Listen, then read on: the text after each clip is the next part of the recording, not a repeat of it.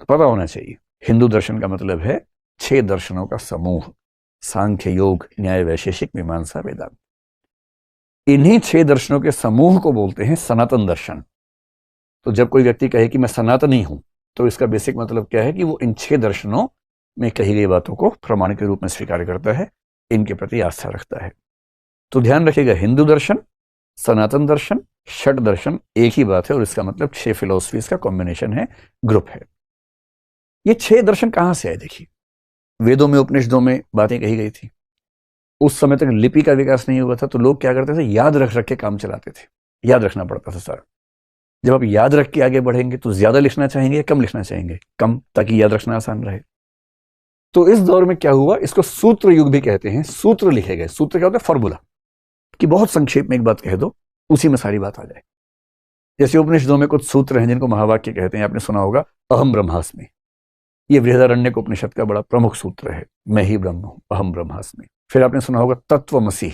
तत्वमसि बहुत महत्वपूर्ण सूत्र है। अगर आप केरल के शबरीमला मंदिर में जाएंगे तो मंदिर के बाहर मुख्य द्वार पर लिखा हुआ है तत्वमसि। तत्त्वम असि, वह तुम हो। इनको बोलते हैं महावाक्य। अब ये जो सारे के सारे सूत्र हैं, इसी तरह के बहुत सारे सूत्र इस तीसरे फेज में बने, और इन सारे दर्शनों का एक एक सूत्र कहलाता है। सांख्य दर्शन क्या है? तो एक व्यक्ति ने सांख्य सूत्र की रचना की, जिसका नाम है कपिल मुनि। सांख्य सूत्र आज तक मिला नहीं है हमें। आज तक हम सांख्य सूत्र के बारे में सुनते हैं, पढ़ते हैं, पर सांख्य सूत्र अब तक मिल नहीं पाया है। उसके बारे में रेफरेंसेस मिलते हैं बहुत सारे, बाकी सूत्र सारे मिल गए हैं, सांख्य सूत्र नहीं मिला है। ऐसे ही जब योग आया तो योग सूत्र लिखा। वो लिखा महर्षि पतंजलि ने। पतंजलि का नाम आपने सुना ही है ना? वो योग दर्शन के प्रवर्तक नहीं है। योग दर्शन तो बहुत पुराना है, लेकिन उन सारी चीजों को इकट्ठा करके सूत्र के रूप में रखने का काम किसने किया? महर्षि पतंजलि ने किया। ऐसे न्याय दर्शन है तो न्याय सूत्र हुआ। न्याय सूत्र लिखा जिन्होंने, उनका नाम अक्षपाद गौतम कहते हैं उनको।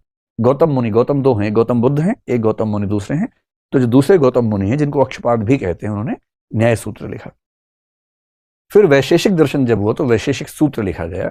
आपने एक ऋषि कणाद का नाम सुना होगा। तो कणाद ऋषि वैशेषिक सूत्र के रचनाकार थे।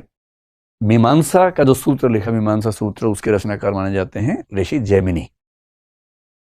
और इस पूरी परंपरा में जो सबसे महत्वपूर्ण दर्शन हुआ आगे चलकर, अगर आज के दिन में भारत के किसी व्यक्ति को, विशेष रूप से हिंदू व्यक्ति को, न पता हो कि उसका दर्शन क्या है, तो आप आंख बंद के कह दीजिए उसका दर्शन वेदांत दर्शन है। क्योंकि वो जितनी बातें मानता है उनमें से 90-95% वेदांत की ही बातें मानता है। बस उसको पता नहीं है कि वेदांत क्या होता है।